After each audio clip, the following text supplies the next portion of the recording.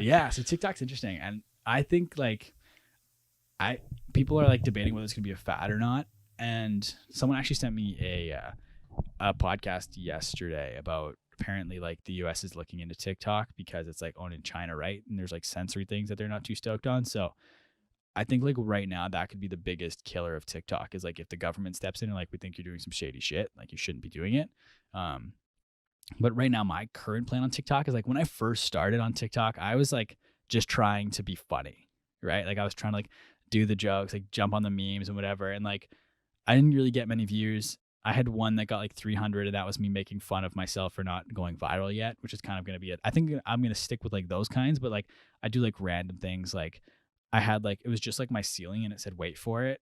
And I put on like the Panini song in the background and I like jumped into frame. I jumped into frame and like a Panini filter came in my face and I said, hey, Panini. And that was it. So it's just like stupid stuff. And I'm like, this isn't like what I'm trying to make my brand about anywhere else. So it doesn't make sense for me to be on TikTok making these like comedy videos when my brand elsewhere, like on Instagram, I don't do comedy. On LinkedIn, I don't do comedy. Twitter, I don't do comedy. So why am I trying to do comedy on TikTok? So I thought about it for a little bit. And how I kind of pivoted it was I decided I was going to still use TikTok, but talk about the things that I would talk about elsewhere. So social media, branding, podcasting, marketing, stuff like that. But I'm going to talk about it in a way that's native to TikTok. So instead of doing like, I don't know if you guys use TikTok or people listening use TikTok, but like one trend is like people will like point at places in the air and they'll put the words over top of it to like make a joke. But instead of when I'm pointing in the air, instead of it being a joke, I'm just talking about social media. So I'm talking about everything that I want to talk about, but in a way that's contextualized and makes sense to the audience on TikTok. And I'm also trying to figure out ways that like, what is it going to be interesting to that younger demographic right now? Because I think it is going to start to age up. Like it's just reaching such scale. I think it has like 1.5 billion downloads or something. I saw a stat recently. So it's like, it's going to start aging up. So instead of just trying to conform to what's popular on the right now, I'm going to try and carve out a niche for myself now before everyone else gets there. And I mean, I've seen a little, like nothing too crazy. Like I get more views on TikTok right now than I do on either of my Instagram accounts. I tweeted out recently, like it took me 6 years to get over 1,000 views on Instagram, and that was through someone sharing my podcast. But it took me 0.25 years to get over 1,000 views on TikTok. It's crazy. So like the organic reach is interesting right now. I think the algorithm is super duper fascinating because what TikTok does that's different from the other social networks is it curates the top content and shows it to you. Whereas like, because everyone on TikTok consumes through the explore page, right? I don't know if you guys have it or not. The For You page is what it's called on TikTok. Yeah. So that's where everyone consumes through for the most part. And no one really consumes through the explore page on Instagram. Like they will a little bit, but what Instagram does that's interesting is like I'll like one basketball photo on the explore page and Instagram will be like, here's 700 basketball photos because you liked that one. Whereas TikTok, it's like, this is performing well on the platform. It's promoting the best content. So it's going to keep you engaged longer because instead of just showing you a bunch of things that it thinks you like, it's going to show you a bunch of things that everyone's been liking. So it allows the top content, the best performing content to rise to the top, which doesn't, like other social platforms don't do that as well as TikTok. So one, that's good from a consumption perspective because you're going to keep people on the platform longer by showing them the best content. But then as a creator too, like if you can create that good content, because people always say good content rises to the top, which it does to an extent, but it's trying to get discovered. That's a difficult aspect, right? Like good content, I've seen good content with like not many views.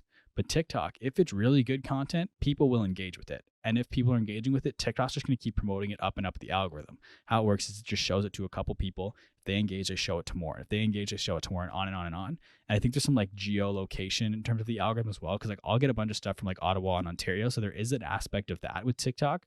But I think right now it's just the way the algorithm works is it's promoting the good content. So if I can get like talk about things on TikTok that I think would interest a 12 to 18-year-old demo in a way that they're used to consuming it on TikTok, I think that will help me grow a little bit.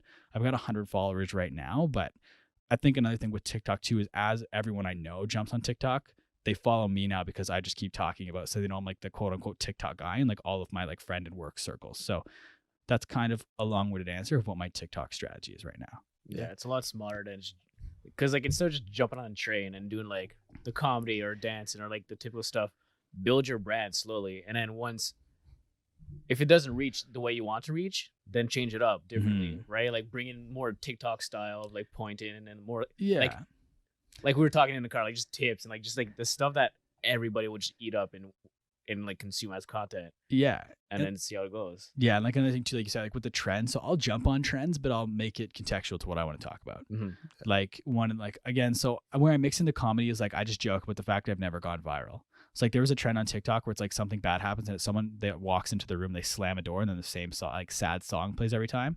I saw that one. Yeah. Yeah, so I did like when I don't go viral on TikTok again, I slam my door. So like I'll make it like relevant, contextual to like, because that's a social media topic, a little bit loose and not quite as niche as I'd like it to be. But like I try to jump on these trends and make it like relevant to what I want to talk about. Yeah. That's fair. How long do you think it's going to take for TikTok to be like profitable? I honestly don't know. Is it profit? It's not profitable right now. Like I haven't actually looked at what their business is like on. Well, I don't they're know. pushing ads right now, Mhm. right? Yeah, They're like, yeah, but they're still- only pushing TikTok ads, I think. yeah, they're in beta. No, they have No, ads they too. have ads like within the feed, and they're doing Yeah. a new thing now where I And don't that's know. This new then. probably costs bank to do this, but Old Spice did it. I was like doing some research on TikTok advertising. You can buy it so that when people log into TikTok or like when they open the TikTok app, your ad plays before they get into the app. Yeah. So that probably costs a lot of money to do, right? So I'm assuming like if they're not profitable now, they're well more than moving towards it. Yeah, because like I was trying to think like, how do you route that younger demographic to where like you're making money on YouTube? You know, like I mean, if you're like a David Dobrik or whatever, you can. That's easy for you. Mhm. Okay, so You you're know. talking about the actual creators itself. Yeah, not talk the- about the creators okay. itself. That's Sorry. already happening. Yeah, so what's that girl? They're like that one popular chick. She's like 15. The dancing girl's her name Yeah. Charlie or something. Yeah. Okay. So she's like number one on the platform pretty much. She does events. So she did an event like a get together. Everybody Okay. came over, and if you wanted to do a TikTok with her, you'd pay her like a 125 or something, and then she would make a TikTok with you. Right. So she appears in your yeah. TikTok, and she's getting paid to do that. That's smart. And the That's amount of wild. people that came there, like she made bang. Yeah. And like I saw a sponsor, like it's starting to creep up slowly. I saw a sponsored post recently. I don't know if you guys have seen the guy that does like frat house drama. It's like a series he does on his TikTok. But so he did a sponsored video. But what's cool with TikTok too is when it comes to advertising with creators doing like influencer marketing, you can't advertise on TikTok organically by just being like, yo, buy this product. Because that doesn't work. Because like back to the algorithm, that's content no one's going to engage with. So no one's going to see it. Whereas if you make a sponsored content that like is relevant to your brand and your content, then it's going to get engagement and it's going to, as a result, get more views because they're going to promote it through the algorithm. So you can't just straight up sell on TikTok because no one's going to care. So no one's going to engage. So TikTok isn't going to show that to people. But like, so this guy got sponsored by Manscaping. And so he did a whole video about like one of his frat bros kept calling it his nut trimmer. And like, that was not cool. And he did a whole video about it, but it was like right on brand with his frat house drama. So when people are going to start to get sponsored on TikTok, they're going to have to find ways to weave that product into their content already. So it's going to fit more organically as an ad. And as a result, it's going to get more engagement. So it's going to get more seen. So I think it's only going to make influencer marketing better because it's going to force brands to kind of step back and allow those creators to weave their product into their content so it gets more exposure.